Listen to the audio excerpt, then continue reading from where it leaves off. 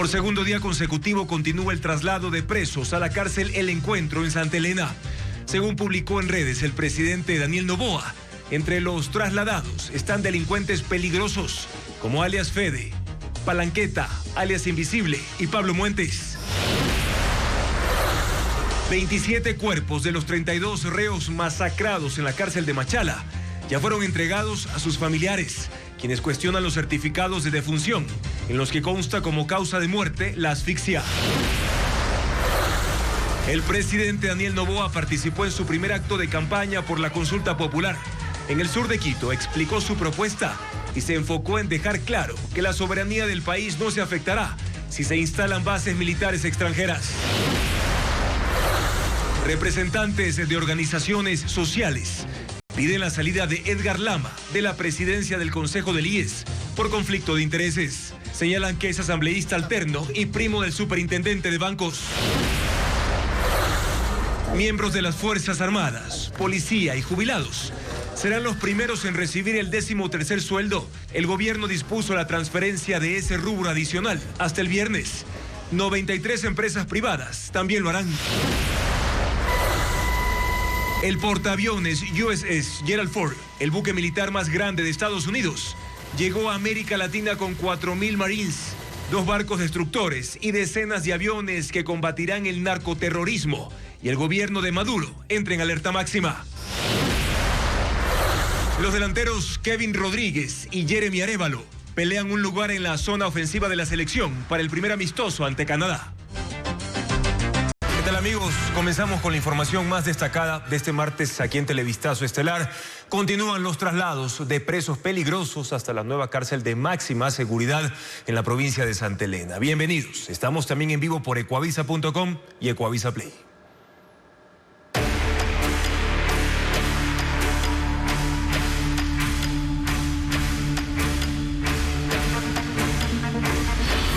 El Encuentro. Cárcel que no se conoce. El ministro del Interior confirmó que ya fueron llevados cabecillas como Negro Tulio, Fede y otros detenidos como Salcedo y Muentes. Mirlin Ochoa con más información.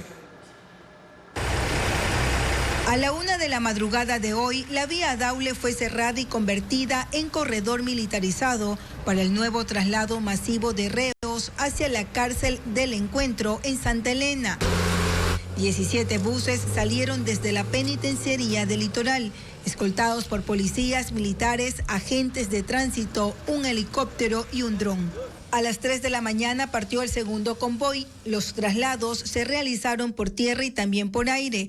No se reveló el número exacto, pero las cifras oficiales ya superan los 300 internos movilizados en 2 días. En entrevista con Ecuavisa, el ministro John Reinberg confirmó que en el nuevo centro penitenciario se encuentran reclusos de máxima peligrosidad, pues los primeros en ser trasladados fueron los cabecillas de organizaciones que siempre han representado un riesgo para el país. Principalmente hemos trasladado, por ejemplo, a todos los de La Roca, se encuentran acá en la cárcel del Encuentro, y de los distintos centros penitenciarios han sido seleccionados quienes son trasladados y quienes ya están acá. Fede, Negro Tulio ya están también. Todos están por allá.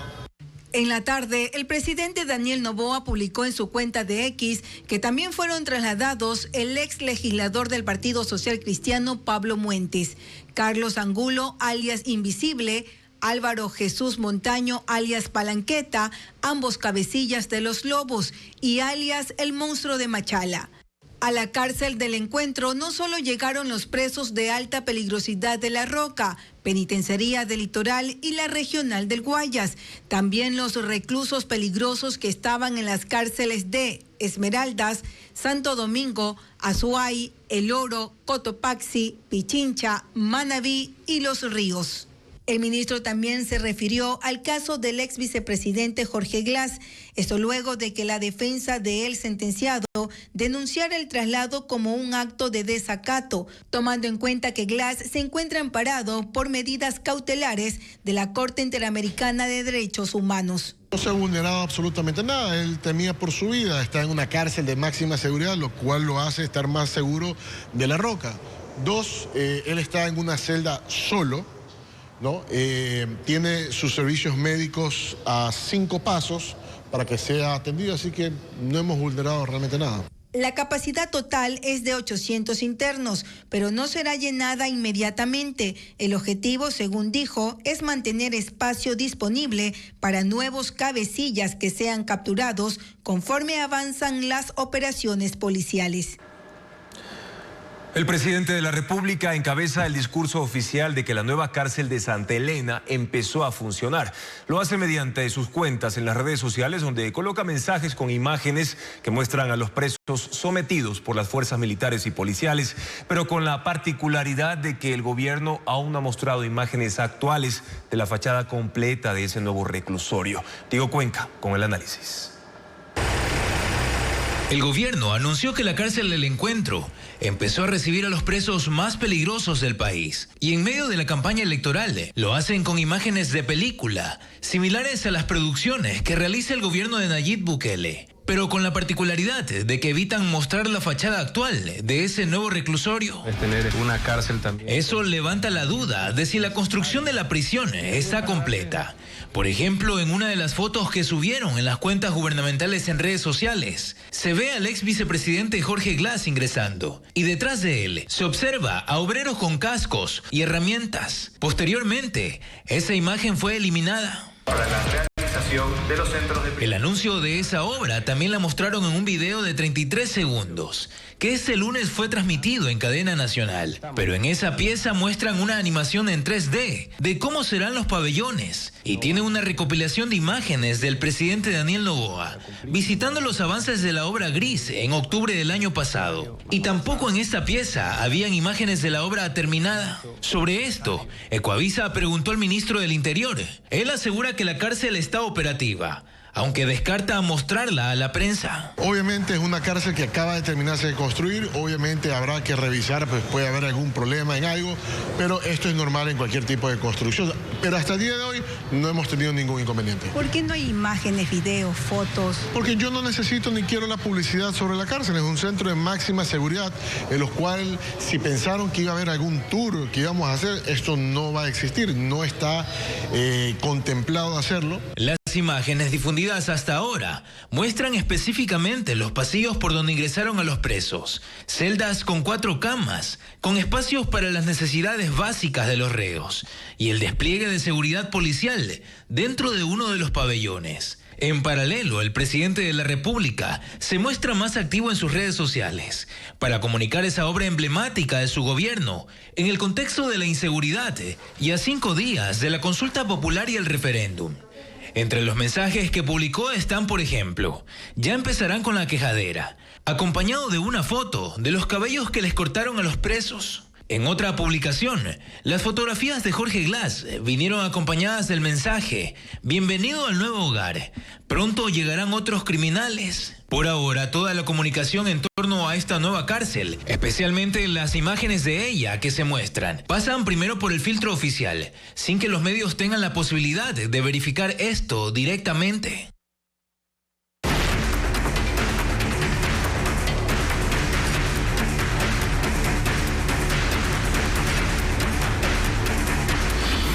Cárceles.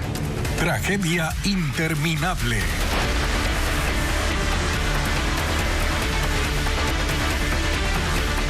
Las masacres del domingo en la cárcel de Machala dejaron una escena de muerte que ahora se traslada al centro forense de El Oro. Allí se concentran las familias de los 32 reclusos asesinados, mientras los peritos determinan con precisión las causas de cada fallecimiento. Hasta anoche, 27 cuerpos fueron entregados. Fabricio Lapo con el informe.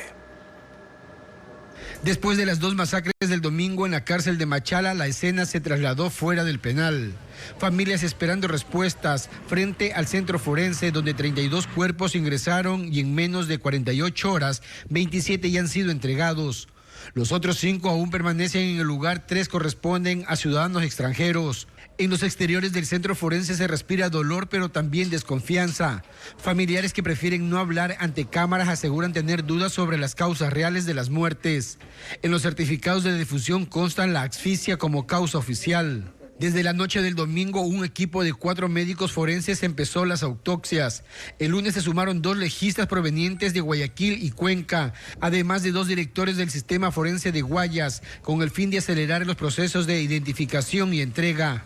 El director del Centro de Ciencias Forenses de Machala, Andrea Andrade, explicó que la causa de muerte registrada en los certificados es solo un punto de partida y que las investigaciones continúan. Y hay que hacer los estudios científicos correspondientes para poder determinar así la causa que mencionaron o determinaron en el acta de difunción. El centro tiene capacidad para almacenar hasta 36 cuerpos, límite que estuvo a punto de sobrepasarse tras los hechos violentos del domingo. Mientras tanto, en los alrededores de la cárcel la calma parece volver. Un contingente de 20 policías patrulla el perímetro, revisa las mallas de seguridad y controla el acceso al penal. Pocas personas se acercan al sitio. La policía mantiene el orden y las audiencias virtuales con los internos fueron retomadas con normalidad. Hasta ahora la policía asegura haber identificado a los responsables de la primera masacre ocurrida la madrugada del domingo. 7 reos y un guía penitenciario que serán procesados por el delito de asesinato. Y solo en este año se han registrado 4 masacres en las cárceles del país, según datos del SNAI. La primera ocurrió el 7 de marzo, ¿en dónde? En la penitenciaría del Litoral en Guayas. Ahí hallaron 5 reos muertos. La segunda sucedió el 22 de septiembre en la cárcel de Machala, con un saldo mortal de 16 reclusos fallecidos. La tercera se reportó en la prisión de Esmeraldas el 25 de septiembre pasado, donde murieron 17 presos. Y la última, que ha sido la más violenta, fue precisamente este domingo, 9 de noviembre, en la cárcel de Machala, con un total de 32 víctimas.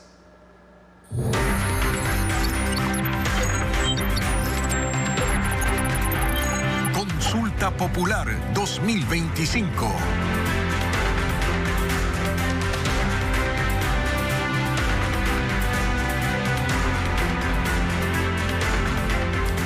Todo sobre la consulta popular y referéndum de este domingo 16 de noviembre lo pueden encontrar, amigos, en ecuavisa.com y también en Ecuavisa Play. Pueden escanear el código QR que en estos momentos ya lo tienen en sus pantallas para poder actualizarse minuto a minuto de la información relacionada con este importante evento electoral. Y hablando de este tema, el presidente de la República entró ya en la campaña por el sí. En un evento en el sur de Quito, el mandatario aseguró que no se afectará la soberanía por la instalación de bases extranjeras, mientras que la promoción por el no impulsa conversatorios y foros para promover su posición. Patricio Díaz tiene el detalle de la campaña. A menos de 3 días para que concluya el periodo de promoción electoral, se pudo ver al presidente Daniel Noboa con su vestimenta de campaña. Participó en un evento por el sí en Solanda, al sur de Quito. El mandatario, en su discurso, defendió las 4 preguntas de la consulta y referéndum. En cuanto a la instalación de bases militares extranjeras, respondió a quienes cuestionan que se puede afectar la soberanía. Nadie va a regalar la soberanía del Ecuador. Yo prefiero morirme antes de regalar a mi país. Eso jamás va a pasar. Pero sí se necesita cooperación. Se necesita cooperación de otros países. Ratificó las conversaciones con Estados Unidos y Brasil para su cooperación en la seguridad del país.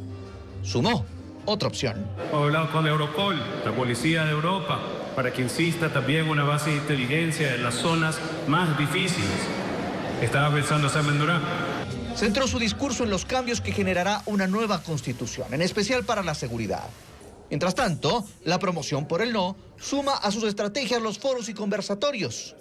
En Cuenca, la Federación de Organizaciones Indígenas de Azuay, el FUT y otras organizaciones de defensa del agua trataron la consulta popular y las razones que tienen para promover el no. El ex candidato presidencial y líder de la organización indígena, Yacu Pérez, explicó. Esta constitución es garantista, pero ellos dicen que es hipergarantista.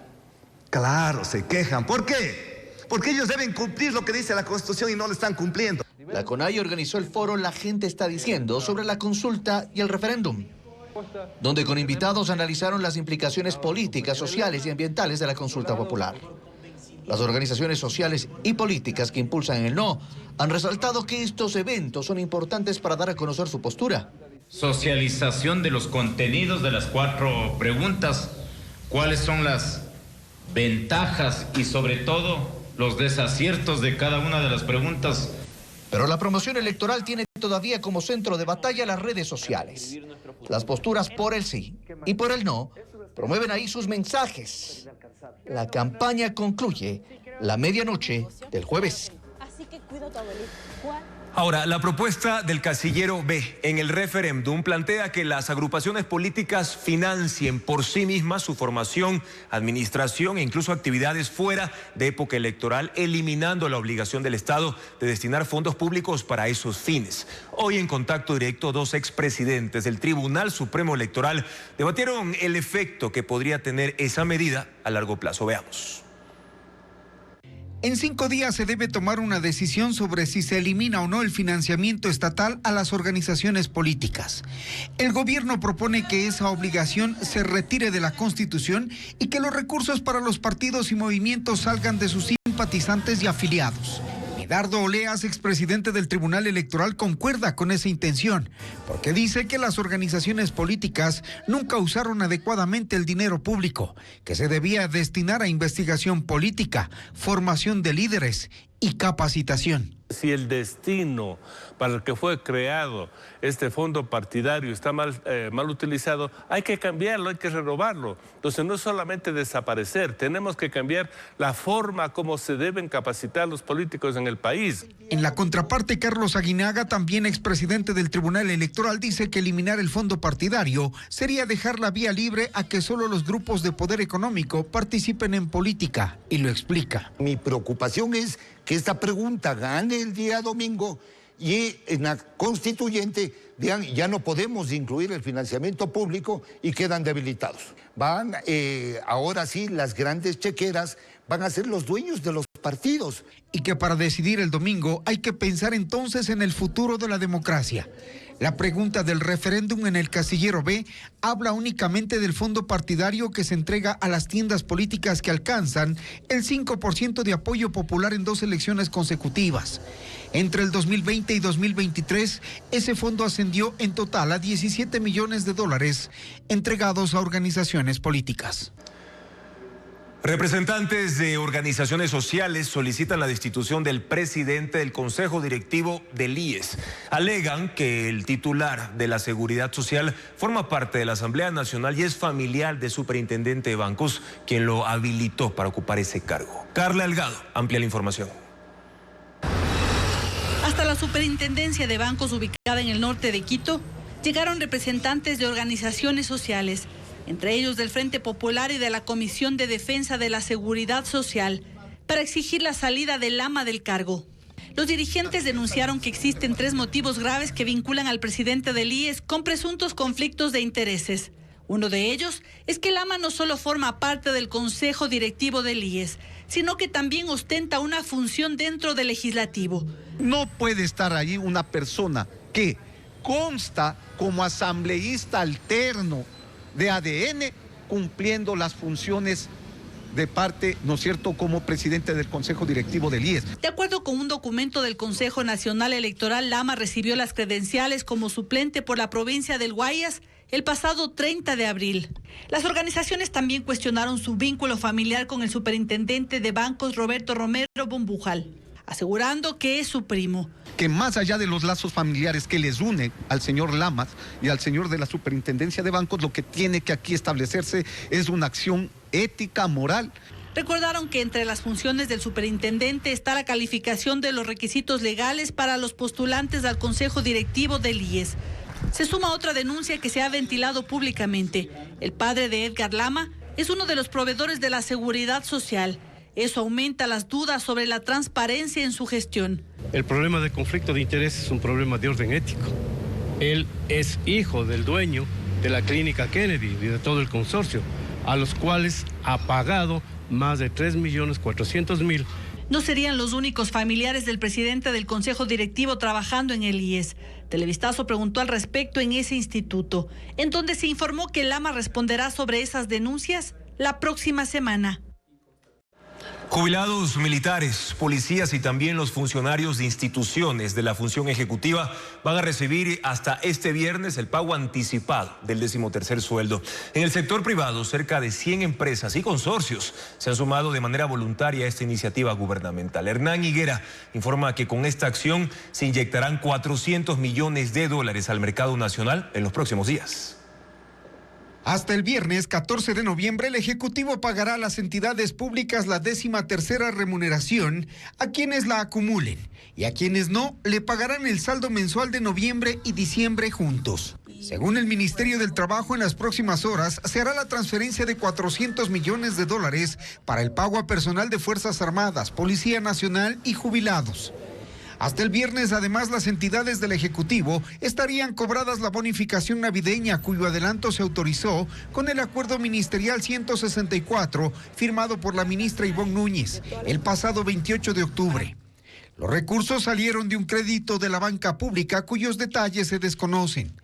Para el sector privado la decisión es opcional. Sin embargo, hasta la fecha se sabe que 93 consorcios y empresas entre bancos, industrias alimenticias, cadenas de supermercados, tiendas de vestir y otras ya decidieron anticiparlo, cubriendo aproximadamente a 300,000 trabajadores que ya cuentan con su aguinaldo navideño. La medida de anticipar el pago del 13º sueldo fue adoptada en medio de la tensión del paro de octubre y, según posteó el presidente Noboa, fue para fomentar la economía local y que las familias tengan más dinero durante el Black Friday y el Cyber Monday. La Brigada de Fuerzas Especiales del Ejército asumió el control de la seguridad presidencial. Este relevo se dio luego de críticas al equipo de inteligencia ante los ataques a la caravana presidencial ocurridos durante el paro de la CONAIE. Más información con Paul Romero. Remesón en el equipo de protección presidencial. La Brigada de Fuerzas Especiales del Ejército asumió el control de la seguridad y protección de la Casa Militar Presidencial del mandatario Daniel Noboa, de la vicepresidenta María José Pinto y sus familiares. El cambio se concretó este sábado con la designación del nuevo jefe de la Casa Militar, Gustavo Iturralde, en reemplazo de Milton Rodríguez. Las Fuerzas Armadas incluyeron el pase de todo el equipo de protección presidencial. Hasta el 8 de noviembre la seguridad estuvo a cargo de un equipo entrenado para custodia, seguridad y protección de personas importantes del Estado, bajo responsabilidad del sistema de inteligencia militar. Ese sistema fue cuestionado por no advertir riesgos a la seguridad del presidente en zonas de conflicto durante el paro por la eliminación del subsidio al diésel. Durante los 31 días de protesta indígena, en un hecho sin precedentes, la caravana presidencial sufrió 3 ataques. El más grave fue en el Tambo, provincia de Cañar, en el que fueron parcialmente destruidos 8 vehículos y motivó la apertura de una investigación.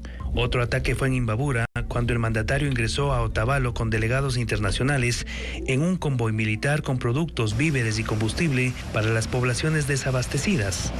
En 2 años de gobierno, el presidente Noboa ha realizado 3 cambios de jefe de la Casa Militar Presidencial.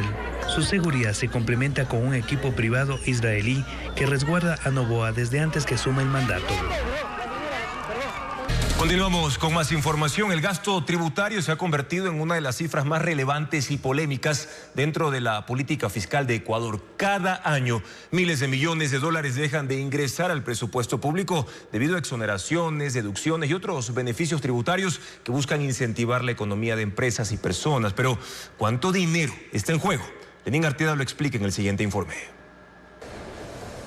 Lo que se conoce como gasto tributario no es otra cosa que aquellos ingresos fiscales que el Estado deja de percibir debido a disposiciones legales que otorgan incentivos o beneficios específicos. Y es un tema sensible porque allí se concentran exoneraciones, deducciones y tratamientos preferenciales para sectores productivos y personas naturales, a fin de estimularlos o aliviar cargas a los contribuyentes. El documento que elaboró el Servicio de Rentas Internas y acompaña a la proforma presupuestaria 2026 reveló que en 2024 el gasto tributario fue de 6.607 millones de dólares, lo que representa el 5,3% del Producto Interno Bruto, el 38,5% de la recaudación total de impuestos administrados por el SRI. Ese monto fue 831 millones superior al registrado en 2023 y confirma una tendencia creciente. Los dos principales rubros del gasto tributario provienen del no cobro de impuesto al valor agregado con 4.190 millones de dólares y de las deducciones del impuesto a la renta que alcanzan los 1.871 millones. Dentro del impuesto a la renta, el gasto tributario de personas naturales alcanzó 957 millones de dólares, mientras que el de sociedades fue de 914 millones. Las personas naturales acumularon 788 millones de exoneraciones y deducciones en el pago de impuesto a la renta por las rebajas en sus gastos personales, la exoneración del pago de renta sobre el 13º sueldo y las aportaciones al IES. En sociedades, los sectores de manufactura, comercio y actividades financieras y de seguros concentraron 609 millones en beneficios. Pero si en 2024 fueron más de 6.600 millones de dólares los que no se cobraron en impuestos por gasto tributario, para 2025 la proyección es de 7.275 millones. Este escenario encendió las alarmas del Fondo Monetario Internacional, que en el acuerdo suscrito con Ecuador instó al país a reducir el gasto tributario como parte de las medidas para fortalecer la sostenibilidad fiscal. Sin embargo, la decisión no es sencilla porque en el sector productivo se entienden esos beneficios e incentivos como alicientes para el desarrollo de sus actividades. Porque para las personas naturales implican un alivio a su bolsillo al no tener que pagar impuestos por los alimentos de la canasta básica, el transporte público o la educación.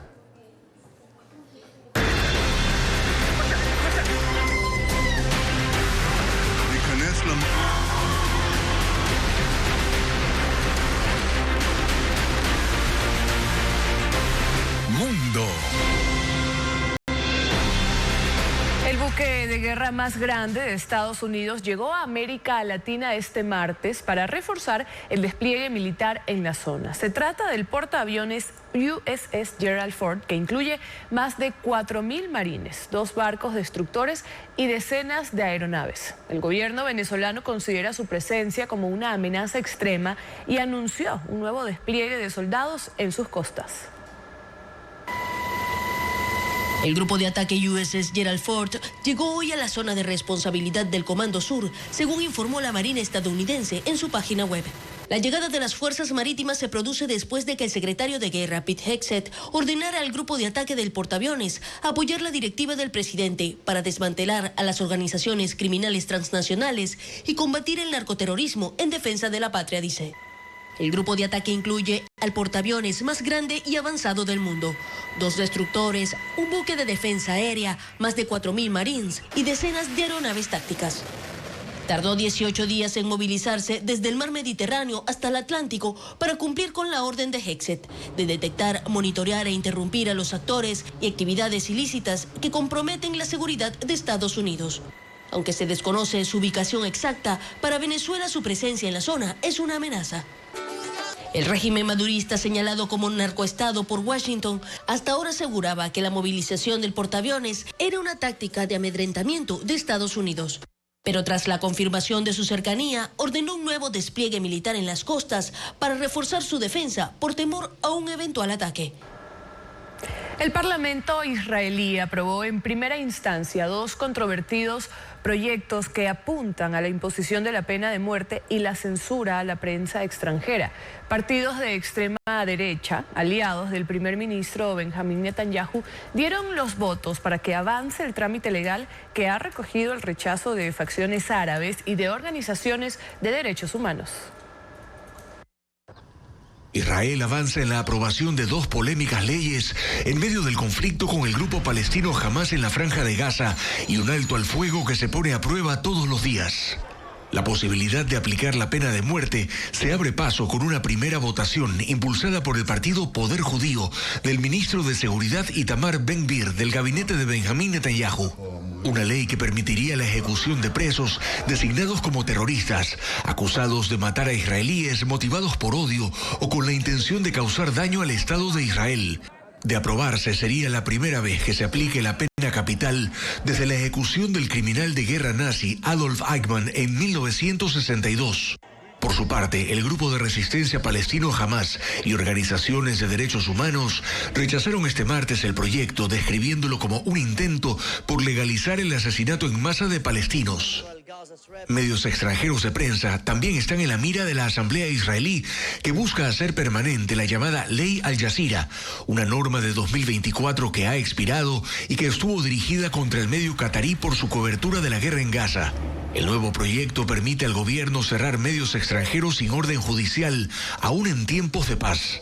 Analistas han advertido que una medida así socava la libertad de prensa y podría violar principios constitucionales en momentos en los que agencias de noticias y grandes cadenas han pedido que Israel permita el acceso libre de los medios a las zonas de conflicto en Gaza, donde 280 periodistas han muerto en 2 años de guerra.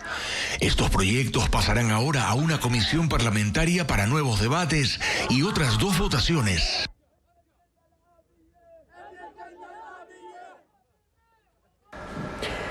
Un atentado suicida deja al menos 12 muertos frente a un tribunal de Islamabad, Pakistán. Un hombre se hizo estallar cerca de la entrada de un juzgado junto a una patrulla policial. Ocurre en medio de una grave violencia que azota al país. Un atacante suicida se hizo estallar cerca de la entrada de la Corte de Justicia del distrito de Islamabad, una zona muy concurrida que suele estar llena de abogados y clientes. El hombre, que llevaba explosivos adosados a su cuerpo, intentó ingresar al recinto, pero se lo impidieron. Entonces se acercó a un vehículo policial y se inmoló.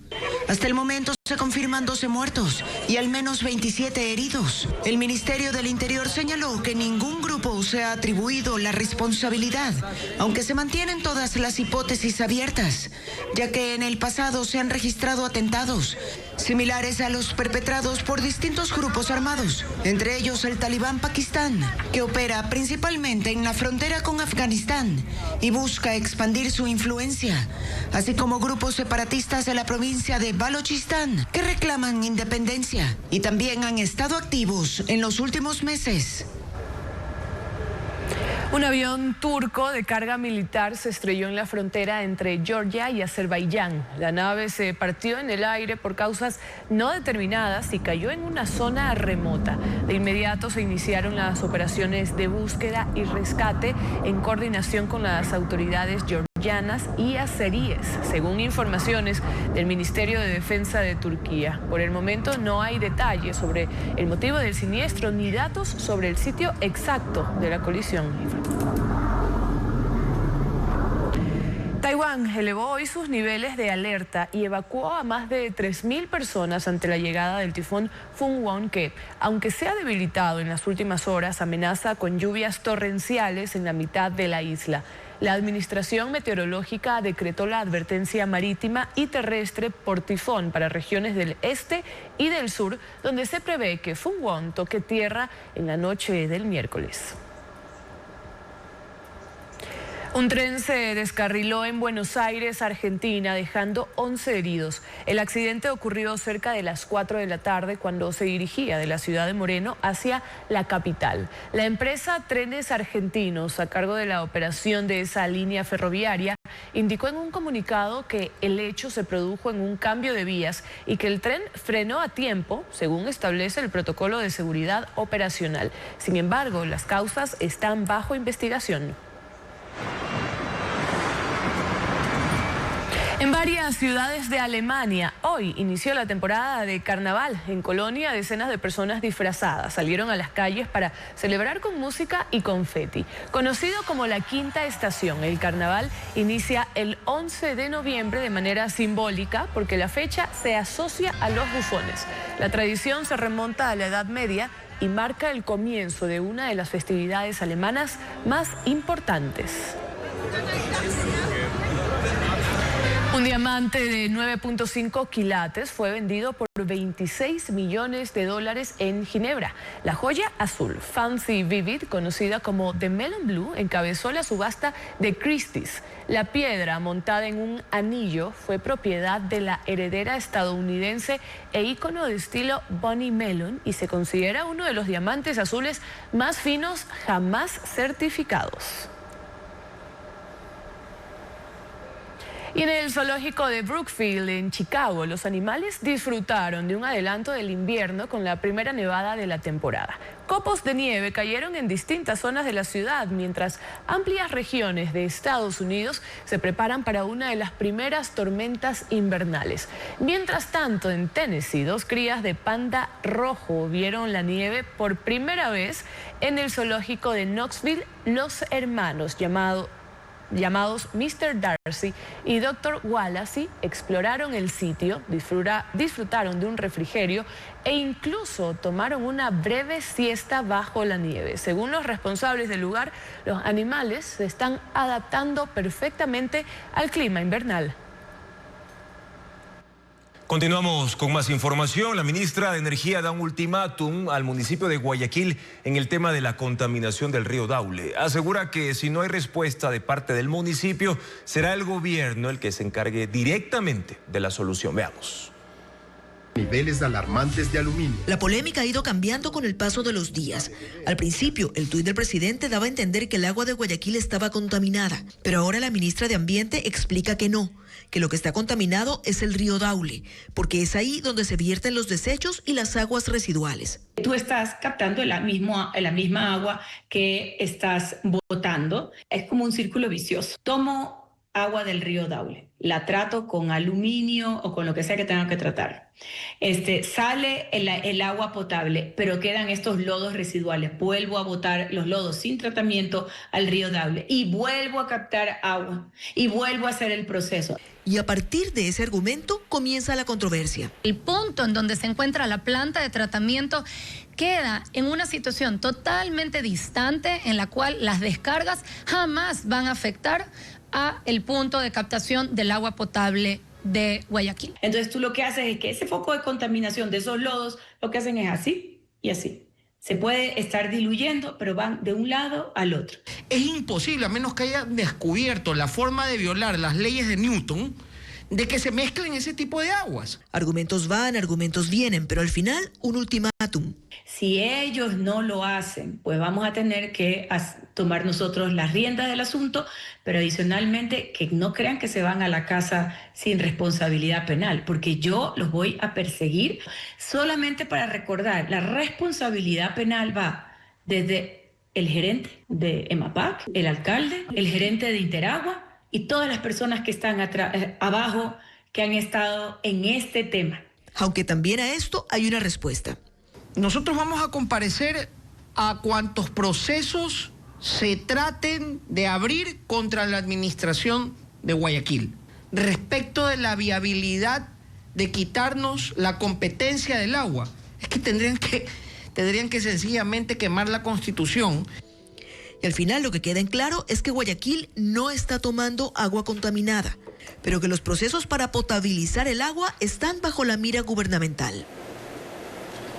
El gobierno lanza nuevas acusaciones contra el alcalde de Guayaquil, Aquiles Álvarez, por 2 compañías que están domiciliadas en la misma dirección donde funcionaba una de sus gasolineras. Diego Cuenca describe esta polémica.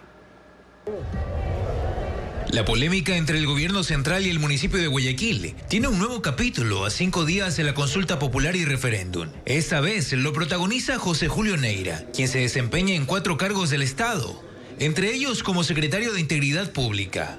Neira, en su cuenta de la red social X, hizo 2 publicaciones contra el alcalde de Guayaquil, Aquiles Álvarez. Urgente, ¿qué tienen en común una gasolinera y una iglesia? Una empresa de bebidas alcohólicas que las ha declarado como sus únicos establecimientos. Tigraloba S.A., Copedesa y más de 20 compañías comparten domicilio. Insólito, inadmisible en el Nuevo Ecuador. El SRI ya suspendió el RUT de esa aparente empresa fantasma. En otro post escribió que eso en una gasolinera. Satrial S.A. se presentó como una simple empresa de lácteos, pero registraba más de $500,000 al año y operaba en la misma dirección que gasolineras. El SRI suspendió su RUC, Innovación Ecuatoriana, lácteos de alto octanaje. Los cuestionamientos de Neira apuntan a que ambas compañías están domiciliadas en las calles Los Ríos y Clemente Valle, en el centro de Guayaquil, donde funcionaba la gasolinera Copedesa de Aquiles Álvarez y sus hermanos. Para responder a esas acusaciones, el alcalde escribió: Mejor cuéntanos qué tiene que ver Grupo Novoa, Clever Llerena, mismo representante legal de Perro Novoa, de Industrial Molinera y de Hacienda San Luis, después de incautar media tonelada de droga en febrero del 2025 en la Hacienda San Luis. ¿De quién es la Hacienda San Luis? Tengo las fotos y expedientes en mis manos. ¿Quieres seguir hablando para subirte las versiones de Tito Mesa, por ejemplo? Tengo harto que hacer. Yo sí trabajo, pero si quieres me avisas y publico todo el expediente por esta vía. Mejor quédate callado, Gil. José Julio Neira es el mismo funcionario del gobierno, quien en julio de 2024 denunció a Álvarez por distribución ilegal de combustible mediante sus gasolineras, cuyo caso, conocido como AAA, está en etapa de juicio. El Papa León XIV nombró a John Kwamebi Cuyo como el nuevo obispo auxiliar de la Arquidiócesis de Guayaquil. El reverendo de 49 años es originario de Ghana y se desempeñaba como párroco de la parroquia María Madre de la Iglesia de la Diócesis de Machala. El padre Cuyo llegó a Ecuador en 2005 y ha desempeñado varios cargos en iglesias del noroeste y sur de la ciudad. Asimismo, ha sido capellán y profesor de teología, entre otras asignaciones. El miércoles 5 de noviembre, Televistazo publicó un reportaje sobre la Agencia de Tránsito de Durán, en el cual se mencionó que al municipio le cuesta mantener la nómina de la Autoridad de Tránsito de Durán. Al respecto, y bajo solicitud de dicha institución, aclaramos que la ATD es una entidad adscrita con autonomía financiera y administrativa, la misma que se financia con fondos públicos del Estado y recursos propios generados por sus actividades recaudatorias operativas.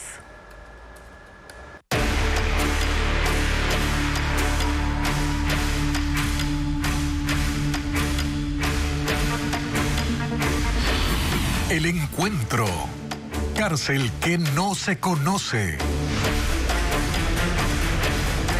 La cárcel El Encuentro tiene 5 anillos de control y según el gobierno es la única prisión de máxima seguridad en Ecuador. Merlin Ochoa informa que en el lugar está cerrado también el espacio aéreo. Significa que ninguna aeronave tripulada o no tripulada puede sobrevolarlo.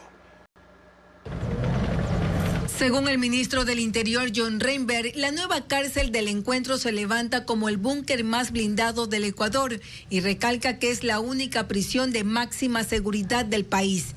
Y aunque no hay suficientes imágenes de la prisión, el funcionario asegura que tiene 5 filtros de seguridad vigilados por cámaras de última generación, apoyadas en inteligencia artificial, que rastrean rostros, movimientos y patrones de riesgo en tiempo real. También el perímetro fue declarado zona de seguridad, lo que significa que el espacio aéreo está completamente cerrado. Ni drones ni helicópteros pueden sobrevolar la instalación. Adentro, el contacto humano de los presos está reducido al mínimo. El abogado ingresa por un lugar que no tiene contacto en ningún momento con el detenido. Hay un vidrio bastante grueso que separa al abogado del detenido y pueden conversar a través de eso sin que exista ningún tipo de contacto. ¿Visitas? Por ahora no. El ministro John Reinberg sostiene que el centro cuenta con todos los servicios básicos para que los presos no tengan que ser trasladados fuera del lugar y así frenar cualquier intento de fuga o manipulación judicial. En el caso que no haya luz, tenemos generadores de emergencia, se ha tomado todas las precauciones, llega agua al sector, hay centro médico para que no tengan que salir a hospitales, hay cocinas, hay todo para que todos los alimentos sean preparados en el lugar y la llegada de los víveres pasan procesos de seguridad. Otro punto que marca la diferencia es el del control. No habrá guías penitenciarios. Policías vigilarán dentro y los militares custodiarán el perímetro. Estamos esperando una ley, la ley de agentes penitenciarios que está en la Asamblea, que me han dicho que en 2 semanas más probablemente ya la vamos a tener en el Pleno, cual es fundamental porque vamos a poder hacer las contrataciones necesarias de quienes van realmente a estar a cargo de los centros penitenciarios. Esta ley que dice policías y militares en servicio pasivo puedan trabajar en el SNAI sin que se les descuente el 40% de sus pensiones. El director seguirá siendo del SNAI, al igual que el personal administrativo, y se suspende el economato, que es el servicio que permitía la venta de artículos y víveres a los presos dentro de las cárceles. Sin embargo, este penal no resolverá el hacinamiento que, según cifras del SNAI, hasta septiembre era del casi 30%, es decir, 10.000 presos más de lo que puede soportar el sistema. Y de las pocas cosas que se conocen acerca de la cárcel El Encuentro es precisamente su ubicación. Está en la comuna Juntas del Pacífico, en la provincia de Santa Elena. El paso a la prensa está prohibido y ni siquiera los habitantes de la zona pueden ingresar fácilmente. Estefanía Arias explica dónde está el complejo penitenciario. La comuna Juntas del Pacífico en Santa Elena se ha convertido en una zona blindada. Es el lugar donde se asienta la nueva cárcel de máxima seguridad. El acceso a esta edificación es restringido. Solo se puede avanzar hasta una garita improvisada con sacos de cemento y con presencia militar. ¿Dónde exactamente está la cárcel del Encuentro? Desde Guayaquil, al cruzar el peaje de Chongón, se toma un desvío en el kilómetro 30 vía a la costa. El camino continúa por una calle de tercer orden en la que solo se ven algunas haciendas y un club privado. Luego de 36 minutos, la vía desemboca aquí, en Juntas del Pacífico, una comuna que se ha convertido prácticamente en la puerta de ingreso al centro penitenciario. La única vía de acceso es de tierra y angosta. Son 4.4 kilómetros o 15 minutos en carro. Pero esa distancia solo pueden recorrerla vehículos o personal autorizados. Son pocos: militares, policías, funcionarios y proveedores, todos sometidos a una revisión exhaustiva antes de que se les permita siquiera acercarse. Incluso a los habitantes del sector, que a veces deben cruzar cerca de la zona, se los requisa para estar seguros de que efectivamente son comuneros de la zona. La edificación está sobre una montaña que colinda con la comuna Bajada de Chanduy, y hasta donde han sido trasladados 300 presos de alta peligrosidad. También hay otra ruta desde Santa Elena. Si se parte de la península, habrá que tomar la vía del recinto Buenos Aires. Se pasa por Sacachún y Simón Bolívar hasta llegar a Juntas del Pacífico. 4 cadáveres fueron encontrados en un barranco del cantón Pichincha en Manabí la mañana de este martes. Según la policía, los cuerpos representaban aparentes impactos de bala y fueron arrojados cerca de una vía de tercer orden de difícil acceso del sector Aguas Blancas. Por ahora se investiga el caso y se conoce que una de las víctimas es un adolescente quevedeño. El municipio de Quito implementará 7 acciones para reducir los accidentes en la avenida Simón Bolívar y la Ruta Viva. Entre las medidas adoptadas, el alcalde dispuso la restricción de circulación para transporte pesado en 2 franjas horarias diarias, a pesar de que ambas vías son clave para el traslado de carga. Diego Puente puntualiza las iniciativas.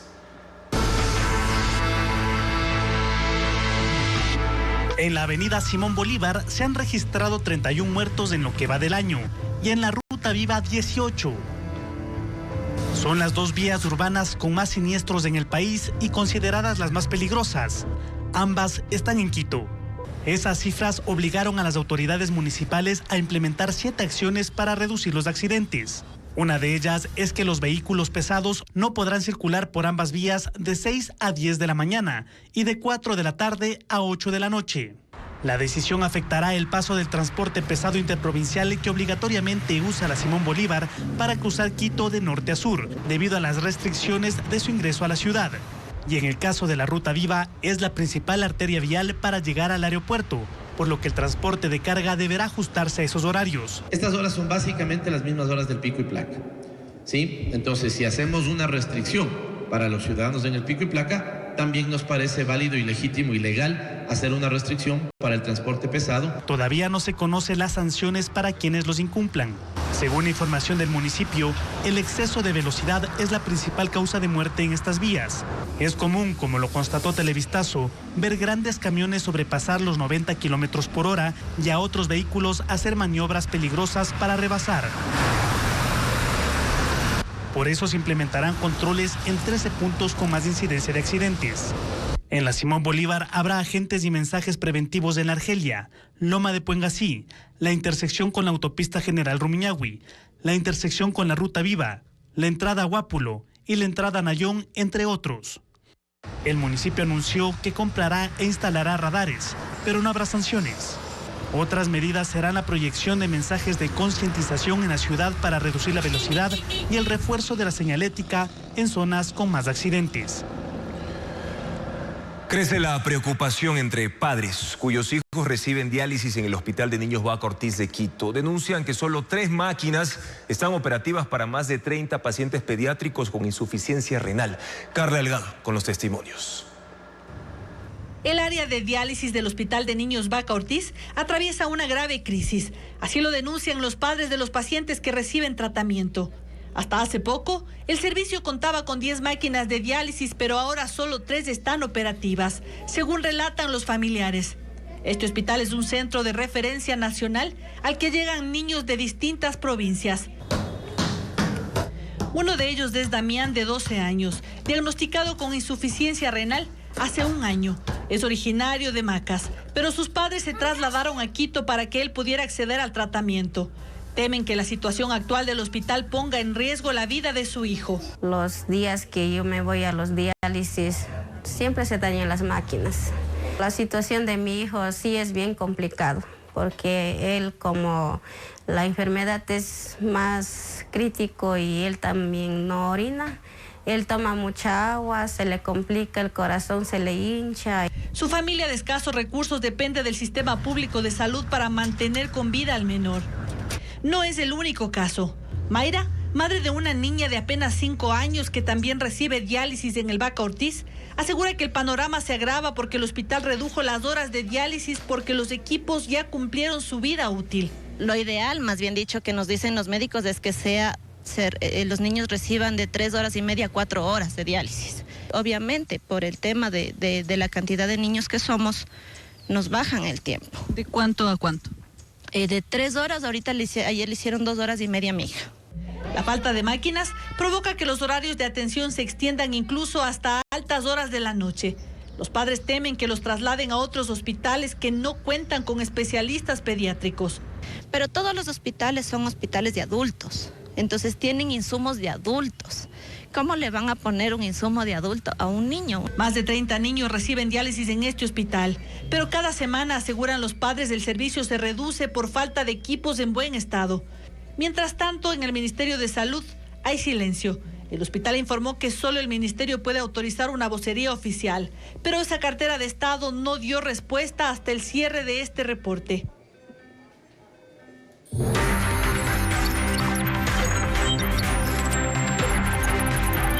Consulta Popular 2025.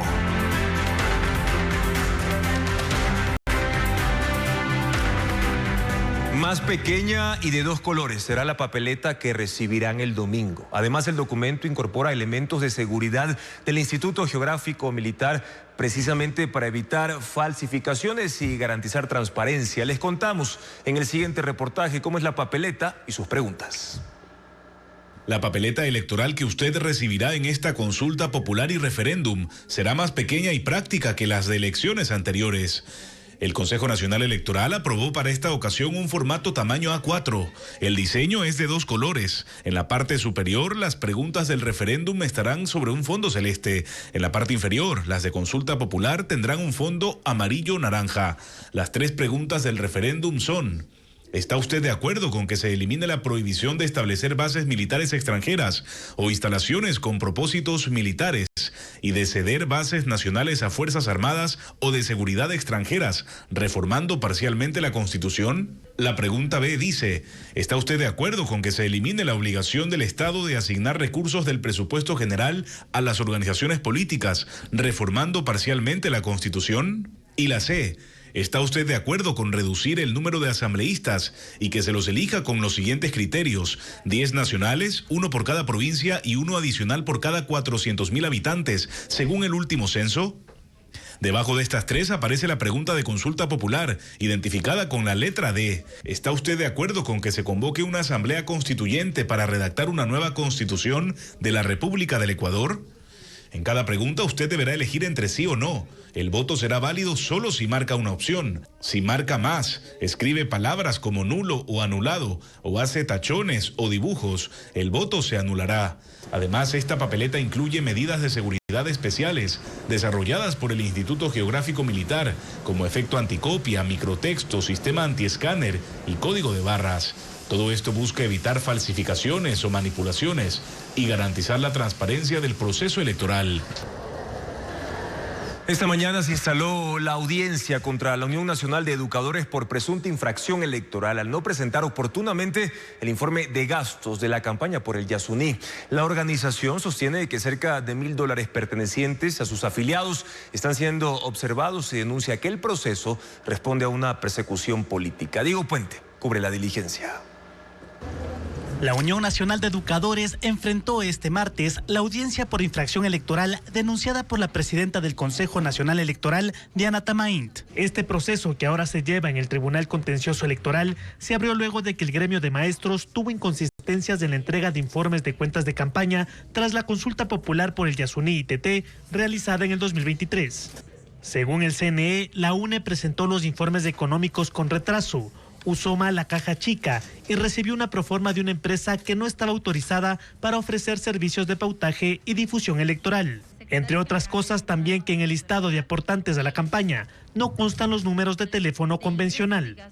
En total, según la UNE, son cerca de $900 recaudados de sus propios integrantes para la campaña y que ahora son parte de esta fiscalización electoral. Por eso, en un acto administrativo que hemos subsanado en 45 hojas y que ahora se nos venga a decir que no cumplen con los procesos, es una clara persecución. El actual presidente de la UNE, Andrés Quispe, dijo que en el expediente del caso no está toda la documentación entregada y dijo que hay otro interés. Entonces, lo que han buscado es en todos estos días distraernos de un proceso electoral que incluso pueda constituirse en una especie de antesala para que dejemos de participar en los próximos procesos democráticos del país, como es consulta popular y referéndum. Esta tarde terminó la audiencia y los jueces electorales deliberarán. Otras organizaciones sociales, como la CONAIE y la UGTE, enfrentan procesos similares.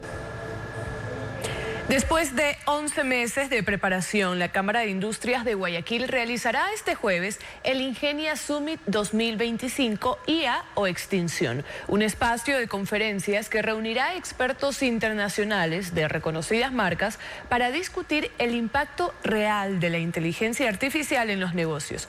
María Gabriela Carpio detalla los pormenores de lo que será este encuentro. Competencia ya está usando inteligencia artificial. El uso de la inteligencia artificial en los procesos productivos y logísticos será el eje central del Ingenia Summit, IA o Extinción, que reunirá a empresarios, emprendedores y expertos internacionales. El evento es organizado por la Cámara de Industrias de Guayaquil. Su vicepresidente ejecutivo, Luis Alberto Salvador, señala que la intención es analizar cómo esta tecnología está transformando los modelos de negocio.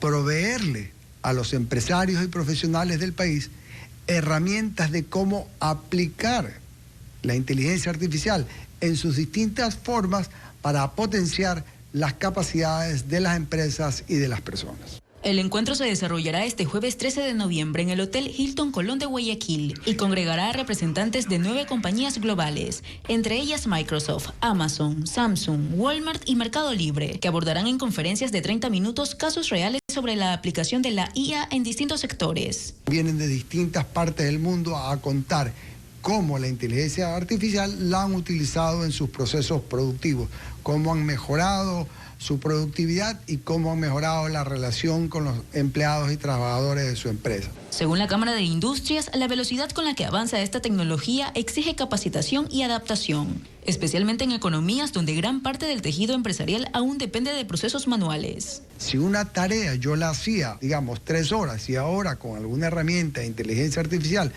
me toma 3 minutos, significa que me estoy liberando de un tiempo importante para hacer otras cosas que a su vez le agreguen valor a la empresa. El encuentro espera recibir a más de 300 participantes y promete una experiencia totalmente innovadora. Seguimos con más información. Al menos 66 especies de serpientes habitan en el cantón Mera, situado en el corredor Yanganate-Sangay, en Pastaza, convirtiéndolo en una de las localidades con mayor diversidad de estos reptiles por área del mundo y la primera en Ecuador. Así lo confirmó un estudio científico realizado por 20 institutos nacionales y extranjeros. Vanessa Robles con más información de este descubrimiento. La serpiente loras falsas, las falsas X orientales y la de agua de Peters son algunas de las 66 especies que habitan en el cantón Mera, provincia de Pastaza, convirtiéndolo en uno de los sitios con mayor diversidad de serpientes por área en el mundo. Así lo ratificó un estudio desarrollado por 20 instituciones nacionales y extranjeras en esa área del corredor Yanganate-Sangay. Según informó el Instituto Nacional de Biodiversidad INABIO, más de 100 personas entre científicos, estudiantes, voluntarios y bomberos analizaron 85 años de registros biológicos procedentes de 11 colecciones científicas y bases de datos internacionales. El estudio también identificó que entre las especies que habitan el lugar, algunas constan en la categoría de amenazadas, casi amenazadas o vulnerables, según la lista roja de la Unión Internacional para la Conservación de la Naturaleza, evidenciando la necesidad de fortalecer los esfuerzos de conservación del área. En Ecuador, hay 507 especies de reptiles, entre ellas 256 de serpientes. Un volcán el amor tal vez es un mal común. Shakira, el show mueve al país. Será cuestión de suerte. Los fanáticos llegaron e ingresaron sin mayor espera al Estadio Olímpico Atahualpa para el último concierto de Shakira. Mientras tanto, ya las autoridades presentan un balance de estos 3 días de espectáculos y destacan que Quito se consolida como una ciudad apta para recibir eventos de gran escala. Los detalles con Ana María Palacios. Los fanáticos ingresaron sin mayor espera al Estadio Olímpico Atahualpa para el último concierto de Shakira. Los accesos se habilitaron desde las 4:30 de la tarde. Sus atuendos no dejaron de llamar la atención. Pelucas moradas, cintillos y camisetas con fotografías o frases alusivas a sus canciones. Representa a la mujer que factura. Porque las mujeres no lloramos, facturamos. Vengo desde Bogotá a ver a Shakira, sí. Llegué hoy a las 10 de la mañana, ha sido un camino largo, pero por Shakira cualquier cosa. Los fanáticos viven con emoción la última oportunidad de ver a Shakira en Ecuador. Personas de distintas ciudades llegaron desde tempranas horas de la mañana y regresarán a sus hogares una vez que concluya el espectáculo. Como jóvenes, nuestra niñez se encuentra en estos momentos. La verdad que espero mucho divertirme, cantar. El municipio de Quito presentó el balance de lo que fueron estos 3 días de conciertos. El turismo fue uno de los sectores beneficiados. La ciudad registró un incremento del 38% en la demanda e interés de visitantes durante estos días.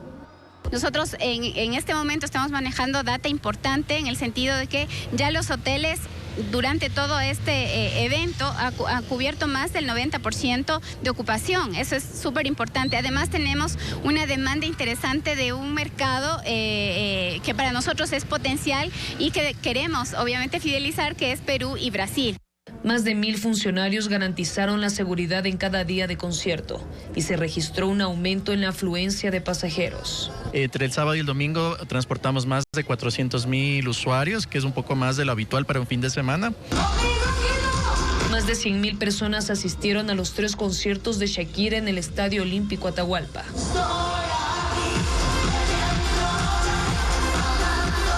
Un resultado que, según el municipio, demuestra que Quito está preparada para acoger eventos de esta magnitud.